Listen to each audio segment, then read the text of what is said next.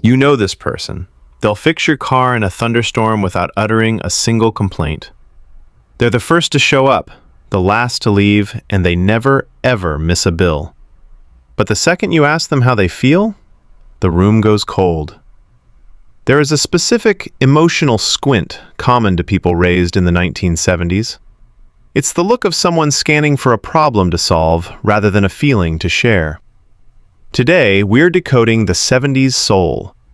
By the end of this video, you'll understand the one psychological pattern that secretly runs their entire lives and why they treat vulnerability like a threat. To understand the adult, you have to see the child. The 1970s weren't just disco balls and bell-bottoms. Beneath the polyester was a layer of deep societal grit. While the world watched Watergate and gas prices tripled, a generation of kids was being handed a house key and a set of instructions. Handle it. This was the birth of the latchkey kid. No GPS to track you, no Life 360. If your bike chain snapped 3 miles from home, you didn't call an Uber. You got grease on your hands, you fixed the link, and you pedaled back. Psychologically, this does something profound. It builds elite problem solvers who don't panic when the power goes out. But it also creates a leaning problem. When you learn at age 8 that you are your own primary support system, you subconsciously decide that needing help is a liability. Let's talk about how this affects their relationships today. In the 70s, emotions weren't the main character of the household. If you were sad, you went outside. If you were anxious, you mowed the lawn. This created emotional minimization. It's not that they don't feel, it's that they don't prioritize naming it. To a 70s-raised adult, talking about a feeling is like idling a car engine. You're burning fuel, but you aren't going anywhere. This is why they show love through action. They don't write long texts about how much they value you. They change your oil. They repair the leaking sink at 10 p.m. If you're from a younger generation, this can feel cold.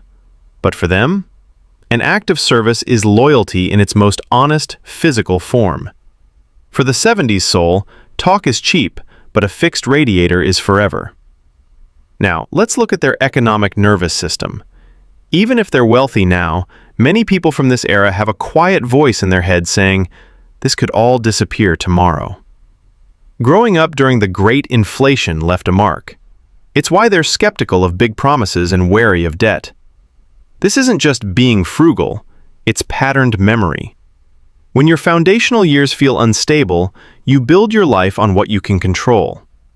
This extends to authority, too.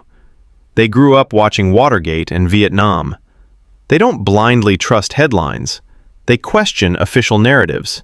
They are adaptive skeptics. If the world feels shaky, you only rely on what you can touch and fix yourself. Because of this handle-it upbringing, these people almost always become the strong one in their families. They are the bedrock.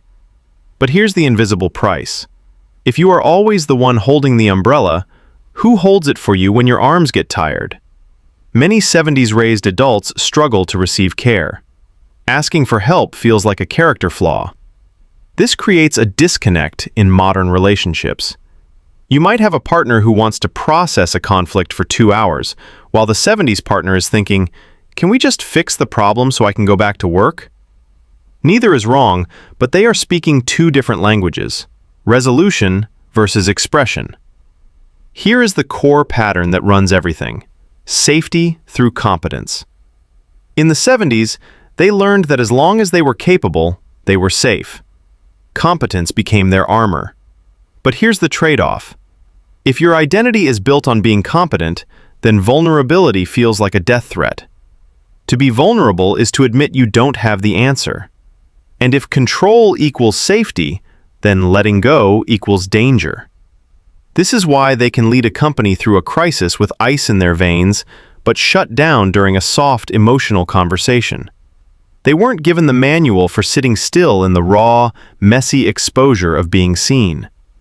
If this sounds like you, or someone you love, this isn't a critique. It's context.